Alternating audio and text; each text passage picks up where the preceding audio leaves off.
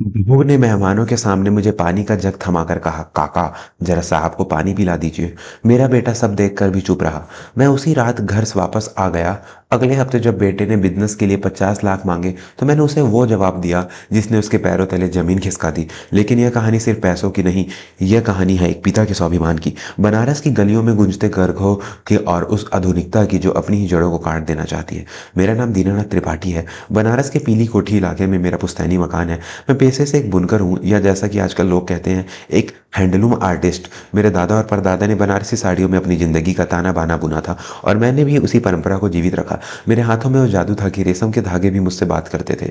मेरी बनाई साड़ियाँ देश के बड़े बड़े शोरूम में लाखों में बिकती थी, लेकिन मैं हमेशा उसी सादगी में रहा। सफेद धोती कुर्ता, माथे पर चंदन और होठों पर पान की लाली।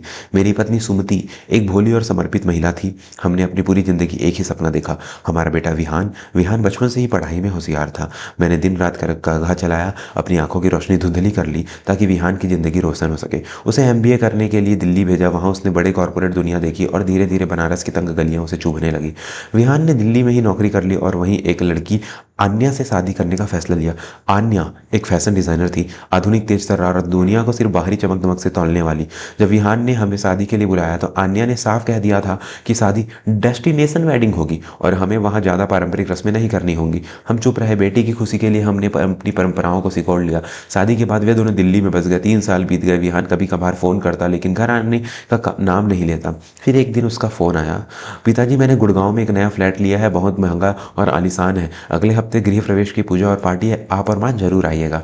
मेरा सीना गर्व से चौड़ा हो गया। मेरे बेटे का अपना घर। मैंने सुमति से कहा, सुनती हो, हमारे विहान ने महल जैसा घर लिया है, हमें जाना होगा। सुमति ने अपनी पुरानी संदूक से अपनी सबसे अच्छी साड़ी निकाली और मैंने विहान और अन्या के लिए एक विशेष तोहफा तैयार किया। वह एक शिकारगाह डिजाइन की दीवार पर टांगने वाली कलाकृति वॉल हैंगिंग थी, जिसे मैंने सोने और चांदी के तारों से 6 महीने में बुना था। उसकी कीमत बाजार में लाखों में थी, लेकिन मेरे लिए वह मेरे आशीर्वाद का रूप थी। हम ट्रेन से दिल्ली पहुंचे। विहान स्टेशन पर नहीं आया, उसने एक टैक्सी भेज दी थी।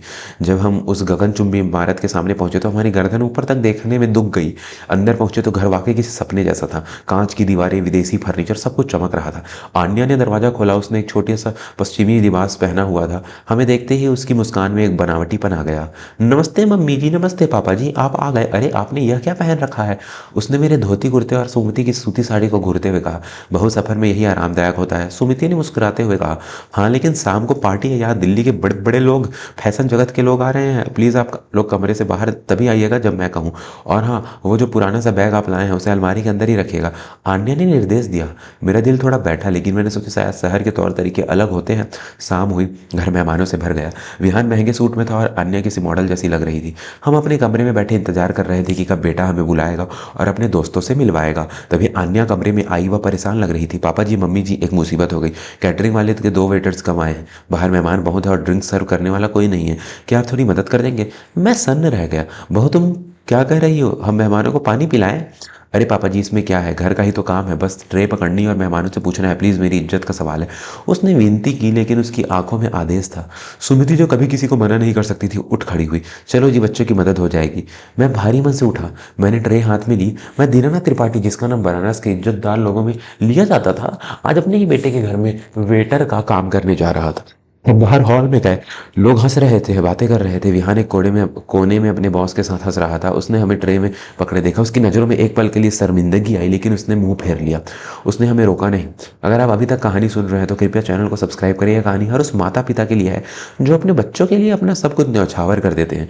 मैं मेहमानों के बीच घूम रहा था, तभी एक आदमी ने मुझे रोका। वह शायद विहान का कोई अमीर दोस्त था। ए काका, इधर आना, जरा साहब को पानी पिला दीजिए। और सुनो, ये खाली गिलास भी उठा लो, उसने मुझे आदेश दिया। तभी आन्या वहां से गुजरी। उस आदमी ने आन्या से पूछा, आन्या, ये बुजुर्ग वेटर्स कहाँ से ढूंढे? थोड़े अनप्रोफेशनल लग रहे हैं, लेकिन काम चलाऊ है। मेरे कानों में विश्वास नहीं हुआ। मैं उम्मीद कर रहा था कि आन्या कहेगी कि ये मेरे ससुर हैं, लेकिन आन्या ने हंसते हुए कहा, ओह ये हमारे गांव के दूर के रिश्तेदार हैं, थोड़े गरीब हैं, तो हमने सोचा घर के काम में हाथ बटा देंगे तो इनका भी गुजारा हो जाएगा। आप ध्यान मत दीजिए। गरीब रिश्तेदार? गुजारा? मेरे हाथ से ट्रे लगभग छूट गई थी। मैंने विहान की तरफ देखा, वह पास ही खड़ा था। उसने सब सुना, सब कुछ, लेकिन वह चुप रहा। उसने अपनी पत्नी को नहीं टोका, उसने अपने पिता का सम्मान बचाने के लिए एक शब्द नहीं कहा। उस पल मेरे अंदर का पिता नहीं बल्कि मेरा स्वाभिमान जागा। मैंने ट्रे को पास की मेज पर जोर से पटका। कांच के गिलास टकराने की आवाज़ से पूरे हॉल में सन्नाटा छा गया। पिताजी, क्या हुआ? विहान घबराकर पास आया।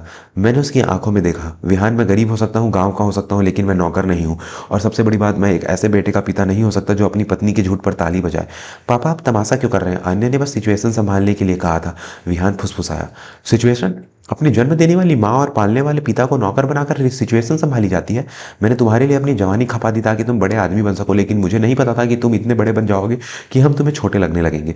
मैंने सुमति का हाथ पकड़ा। चलो सुमति, यह घर कांच का है और यहाँ के लोग के दिल पत्थर के। यहाँ हमारे लिए कोई जगह नहीं है। हम उसी वक्त रात के 11 बजे उस आलिशान फ्लैट से बाहर निकल आए। विहान पीछे आया। पापा, रात बहुत हो गई है, सुबह चले जाना। नहीं बेटा। मैंने मुड़कर नहीं देखा। इज्जत गंवाने के बाद मखमल के गद्दे पर भी नींद नहीं आती, और इज्जत हो तो स्टेशन के बेंच पर भी चैन की नींद आती है। हम वापस बनारस आ गए। सुमति पूरे रास्ते रोती रही। मेरा घर दिल पत्थर हो चुका था। मैंने घर पहुंचते ही अपने करघे की धूल साफ की। उस खटखट की आवाज़ में ही मुझे सुकून मिलता था। एक हफ्ता बीत गया। विहान का कोई फ़ोन नहीं आया। शायद उसे भी शर्म आ रही थी, या शायद आन्या ने उसे रोक दिया था। उसने लेकिन 8वें दिन मेरा फ़ोन बजा। विहान था। पिताजी। उसकी आवाज़ में घबराहट थी। कहो।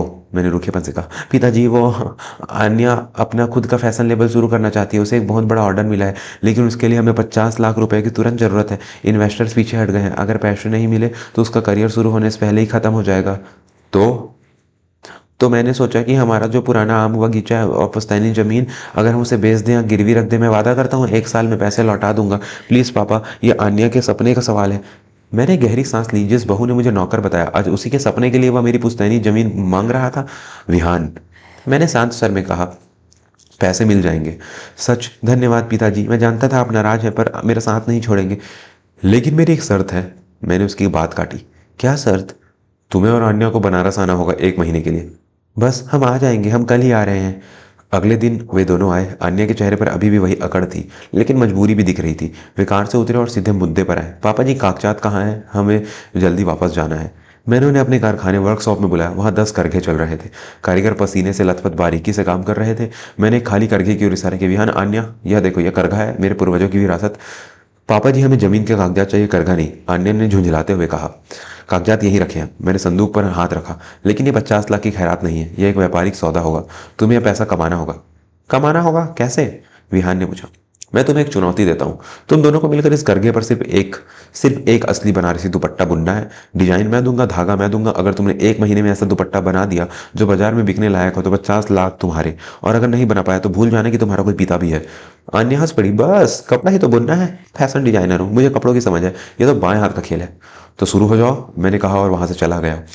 कहानी एक बहुत ही दिलचस्प मोड़ आने लेने वाली है। अगर आपको यह पारिवारिक ड्रामा पसंद आ रहा है तो कृपया वीडियो को लाइक और सब्सक्राइब जरूर करें। पहले 2 दिन अन्य ने बड़े उत्साह से कोशिश की, लेकिन हैंडलूम कोई मशीन नहीं है। उसमें गणित लगता है, लय लगती है, और सबसे बढ़कर सब्र लगता है। धागे टूटते रहे, कभी ताना उलझ जाता, कभी बाना।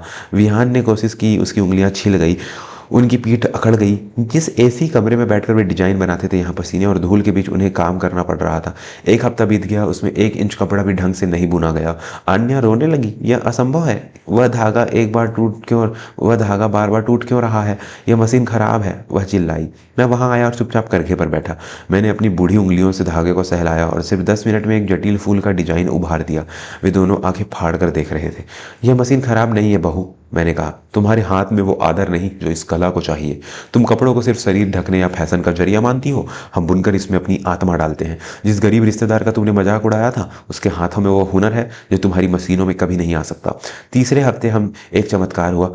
आन्या की प्रेरणा, आइडल, फ्रांस की मशहूर डिजाइनर मैडम सोफी भारत के दौरे पर थी। उन्हें पता चला कि बनारस में दीनानाथ त्रिपाठी नाम के एक मास्टर बुनकर रहते हैं। एक सुबह हमारी गली में बड़ी बड़ी विदेशी गाड़ियां आकर रुकी। मैडम सोफी अपनी टीम के साथ मेरे दरवाजे पर थी। मिस्टर त्रिपाठी, उन्होंने सम्मान से हाथ जोड़कर पूछा। अन्य और विहान आंगन में बैठे धागे सुलझा रहे थे। वे अपनी आदर्श को मेरे पैरों में झुकते देख सन्न रह गए। सोफी ने कहा, मैंने सुना है कि आपने शिकारगाह की एक लुप्त होती तकनीक को पुनर्जीवित किया है। क्या मैं वो देख सकती हूँ? मैंने वही वॉल हैंगिंग निकाली जिसे मैं दिल्ली ले गया था और जिसे आन्या ने छुपा दिया था। सोफी ने उसे देखा और उनकी आंखों में आंसू आ गए। उन्होंने उसे दस्ताने पहनकर छुआ। यह अनमोल है, यह जादू है मिस्टर त्रिपाठी। क्या आप हमारे पेरिस फैशन वीक के लिए मुख्य कपड़ा तैयार करेंगे? मुंह मांगी कीमत मिलेगी। आन्या पत्थर की मूरत बनी खड़ी रही थी। जिस काम को उसने देहाती और पिछड़ा समझा था, पूरी दुनिया का फैशन जगत उसके सामने नतमस्तक था। जब सोफी चली गई तो आन्या मेरे पास आई। उसका सिर झुका हुआ था, उसकी आंखों में आंसू बह रहे थे। वह मेरे पैरों में गिर पड़ी।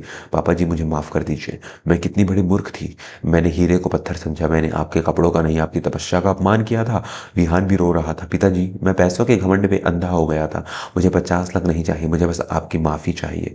मुझे यह कला सीखनी है। मैं नहीं चाहता कि मेरे बाद यह विरासत खत्म हो जाए।